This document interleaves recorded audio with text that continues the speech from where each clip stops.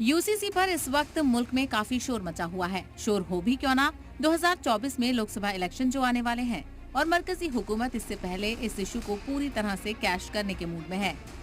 लेकिन बीजेपी के लिए भी ये राह आसान नहीं है।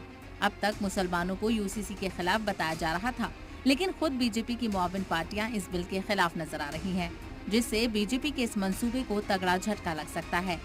पहले आपको बताते हैं कि बीजेपी की कौन कौन सी मुआविन जमातें इस बिल के खिलाफ नजर आ रही हैं।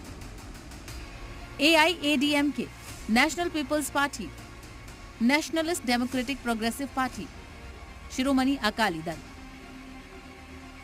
AIADMK चीफ के पलानीस्वामी का कहना है कि 2019 के लोकसभा इलेक्शन के लिए जारी हमारी पार्टी के इंतखाबी मंशूर में रुख पहले से ही साफ कर दिया गया था। हमने कहा था कि यूसीसी के लिए आइन में किसी तरह की तरमीम न करने की अपील की जाएगी, क्योंकि इससे अक़लियती समाज के हुकूक पर मनफी असर पड़ेगा।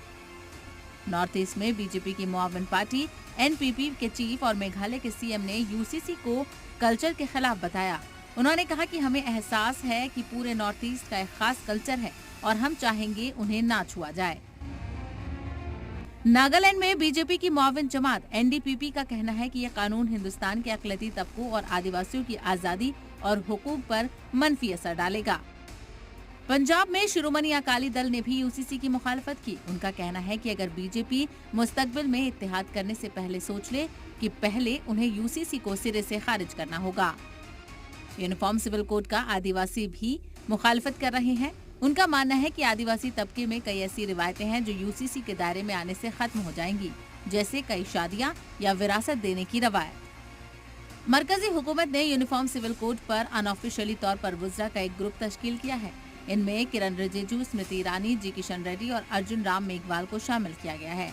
लेकिन अपनों की मुखालफत के बाद यूसीसी नाफिज करने में बीजेपी की राह आसान नहीं लग रही है। अब देखना होगा कि क्या बीजेपी अपने साथियों को नाराज करेगी। ब्यूरो रिपोर्ट, जी मीडिया।